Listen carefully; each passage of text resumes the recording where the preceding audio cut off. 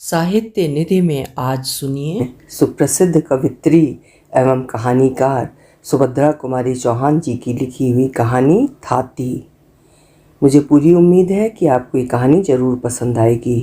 तो शुरू करें कहानी थाती। क्यों रोती हूँ? इसे नाहक पूछकर जले पर नमक न छिड़को। जरा ठहरो, जी भरकर रो भी तो लेने दो। न जाने कितने दिनों के बाद आज मुझे खुलकर रोने का अवसर मिला है। मुझे रोने में सुख मिलता है, शांति मिलती है, इसीलिए मैं रोती हूँ। रोने दो, इसमें बाधा न डालो, रहने दो। क्या कहा? किसके लिए रोती हूँ? उसे सुनकर क्या करोगे? उससे तुम्हें कुछ लाभ नहीं होगा। पूछो ही ना तो अच्छा है। मेरी ये पीड़ा ही तो मेरी संपत्ति है, जिसे मैं बड़ी सावधानी से अपने हृदय में छिपाए हूँ। इतने पर भी सुनना ही चाहते हो तो लो कहती हूँ। किंतु देखो, जो कहूँ वही सुनना और कुछ पूछना मत। वे एक धनवान माता पिता के बेटे थे। ईश्वर ने उन्हें अनुपम रूप दिया था। जैसा उनका कलेवर सुंदर था, उससे कहीं अधिक सुंदर था उनका हृदय। वे बड़े ही नेक, दयालु और उदार प्रकृति के पुरुष थे। गांव के बच्चे उन्हें देखते ही खुश हो जाते। बूढ़े आशीर्वाद की वर्षा करने लगते। स्त्रियां उन्हें अपना सच्चा भाई और हितू समझतीं और नौजवान उनके इशारे पर नाचते थे। तात्पर्य ये कि वे सभी के प्यारे थे और सभी पर उनका स्नेह था। मैं उन्हीं के गांव की बहू थी।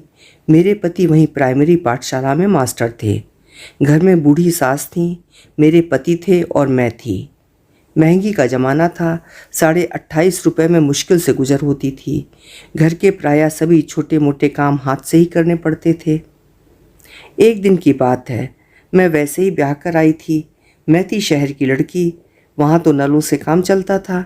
भला कुएं से पानी भरना मैं क्या जानती। मेरी सास मुझे अपने साथ कुएं से पानी भरना सिखा रही थीं। अचानक वे न जाने कहाँ से आ गए। हंसकर बोले, क्या पानी भरने की शिक्षा दे रही हो माँ जी? आपने ऐसी अल्हड़ लड़की ब्याही ही क्यों, जिसे पानी भरना आता ही नहीं? मैंने घूंघट के भीतर से ही जरा सा मुस्कुरा दिया। सास ने कहा, बेटा इसे कुछ नहीं आता, बस रोटी भर अच्छा बनाती है। न पीसना जाने न कूटना। गोबर से तो इसे जैसे घिन आती है। बड़ी मुश्किल से कहीं कंडे थापती है तो उसके बाद 10 बार हाथ धोती है। हम तो बेटा गरीब आदमी हैं, हमारे घर में तो सभी कुछ करना पड़ेगा। दूसरे दिन मुझे अकेले ही पानी भरने जाना पड़ा। मैं रस्सी और घड़ा लेकर पानी भरने गई तो ज़रूर, पर दिल धड़क रहा था कि बनता है या नहीं। न सास साथ थी और न कोई कुएं पर ही था। मैंने घूंघट खोल दिया और रस्सी को अच्छी तरह घड़े के मुंह पर बांधकर कुएं में डाल दिया। डब डब करके बड़ी देर में कहीं घड़े में पानी भरा। उसे खींचने लगी, किसी प्रकार खींचता ही नहीं था। ज्यों त्यों करके आधी रस्सी खींच पाई थी कि वे सामने से आते हुए दिखाई दिए। कुआं उनके अहाते के ही अंदर था और बंगले में जाने का रास्ता भी वहीं से था। सामने से वे आते हुए दिखे। लाज के मारे ज्यों ही मैंने घूंघट सरकाने के लिए एक हाथ से रस्सी छोड़ी, त्यों ही अकेला दूसरा हाथ पानी से भरे हुए घड़े का वजन न संभाल सका। झटके के साथ रस्सी समेत घड़ा कुएं में जा गिरा। मैं भी गिरते गिरते बची। 1 मिनट में ये सब कुछ हो गया। वे बंगले से कुएं के पास आ चुके थे। मैं बड़ी घबराई। घूंघट घूंघट तो सरकाना ही भूल गई। झुककर कुएं में देखने लगी। मेरे पास तो रस्सी और घड़ा निकालने का कोई साधन ही न था। निरुपाय हो कातर दृश्य से उनकी ओर देखा। मेरी अवस्था पर शायद उन्हें दया आई। वे पास आकर बोले, आप घबराइए नहीं, मैं अभी घड़ा निकलवाए देता हूँ। फिर कुछ ठहर कर मुस्कुराते हुए बोले, किंतु आपने ये साबित कर दिया कि आप शहर की एक अल्हड़ लड़की हैं। मैं जरा हंसी और अपना घूंघट सरकाने लगी। मुझे घूंघट सरकाते देख वे जरा मुस्कुराए। मैं भी जरा हंस पड़ी, पर कुछ बोली नहीं। उनके नौकर आए और देखते ही देखते रस्सी समेत घड़ा निकाल लिया गया। मैं घड़ा उठाकर अपने घर की तरफ चली। शब्दों में नहीं, किंतु कृतज्ञता भरी आंखों से मैंने उनसे कहा, मैं आपके इस उपकार का बदला इस जीवन में कभी नहीं चुका सकूंगी। करीब पौन घंटा कुएं पर लग गया। अम्मा जी की घुड़कियों का तो डर लगा ही था। जल्दी जल्दी आई, घड़े को घिनौची पर रख रस्सी को खूंटी पर टांगने के लिए मैंने ज्यों ही हाथ ऊपर उठाया, देखा कि एक हाथ का सोने का कंगन नहीं है। तुम कहोगी कि पानी भरने वाली और सोने के कंगन, ये कैसा मेल? ये भी बताती हूँ। ये कंगन मेरी माँ का था। मरते समय उन्होंने अनुरोध किया था कि ये कंगन ब्याह के समय मुझे पैर पुजाई में दिया जाए। इस प्रकार ये कंगन मुझे मिला था। रस्सी टांग कर मैं फिर कुएं की तरफ भागी तो देखा वे सामने से आ रहे थे। उन्होंने ये कहकर कि ये तुम्हारे अल्हड़पन की दूसरी निशानी है, कंगन मेरी तरफ बढ़ा दिया। कंगन लेकर चुपचाप मैंने जेब में रख लिया और जल्दी जल्दी घर आई। घर आकर देखा पतिदेव स्कूल से लौटे थे। अम्मा जी बड़े क्रोध से उनसे कह रही थीं, देखा नई बहू के लक्षण, एक घड़ा पानी भरने गई तो घंटे भर बाद लौटी और यहाँ पानी रखकर फिर दीवानी की तरह कुएं की तरफ भागी। मैंने तो पहले ही कहा था कि शहर की लड़की ना ब्याह हो, पर तुम ना माने। बेटा, भला ये हमारे घर निभने के लक्षण हैं?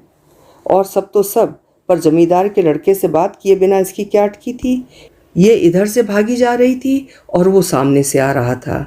उसने जाने इसे दिया क्या और इसने लेकर जेब में रख लिया। मुझे तो ये बातें बिल्कुल नहीं सुहाती। फिर तुम्हारी बहू है, तुम जानो, बिगाड़ो चाहे बनाओ। मेरी तरफ उन्होंने गुस्से से देखकर पूछा, क्या है तुम्हारी जेब में, बतलाओ तो। मैंने कंगन निकाल कर उनके सामने रख दिया। वे फिर डांट कर बोले, ये उसके पास कैसे पहुंचा? मैंने डरते डरते अपराधिनी की तरह आदि से लेकर अंत तक कुएं पर का सारा किस्सा उन्हें सुना दिया। उस पर अम्मा जी और पतिदेव दोनों की झिड़कियां मुझे सहनी पड़ीं। साथ ही ताकीद भी कर दी गई कि मैं अब उनसे कभी ना बोलूं। क्या पूछते हो? उनका नाम? रहने दो, मुझसे नाम ना पूछो। उनका नाम जबान पर लाने का मुझे अधिकार ही क्या है? तुम्हें तो मेरी कहानी से मतलब है ना। हाँ, तुम्हें क्या कह रही थी?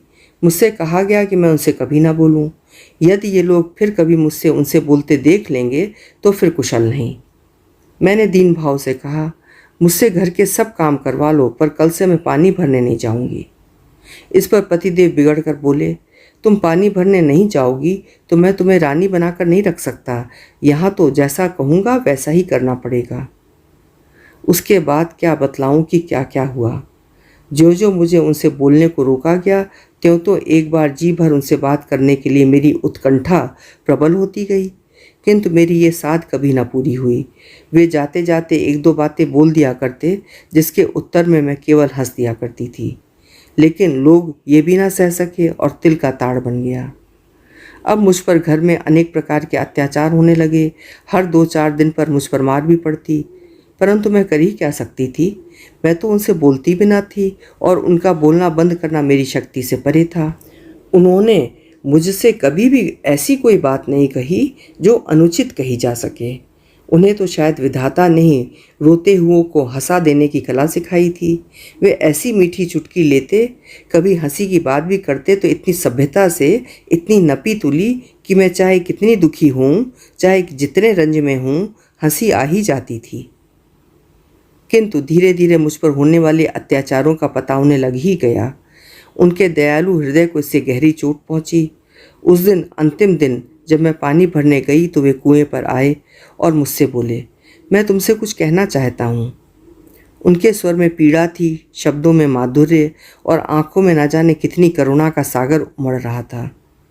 मैंने आश्चर्य के साथ उनकी ओर देखा। आज पहली ही बार तो इस प्रकार वे मेरे पास आकर बोले थे।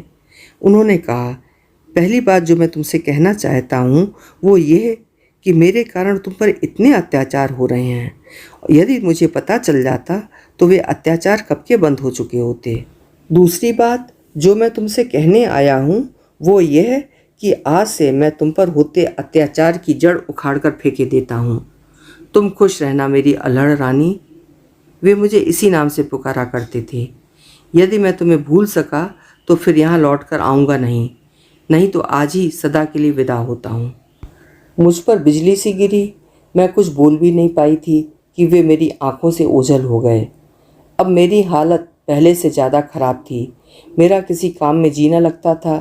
कलेजे में सदा एक आग सी सुलगा करती, परंतु मुझे खुलकर रोने का अधिकार न था। अब तो सभी लोग मुझे पागल कहते हैं। मैं कुछ भी करूं करने देते हैं, इसीलिए तो आज खुलकर रो सकती हूं और तुम्हें भी अपनी पूरी कहानी सुना सकती हूं। किंतु क्या तुम बता सकोगे कि वो कहाँ हैं। मैं एक बार उन्हें और देखना चाहती हूँ। मेरी ये पीड़ा, मेरा ये उन्माद उन्हीं का दिया हुआ तो है।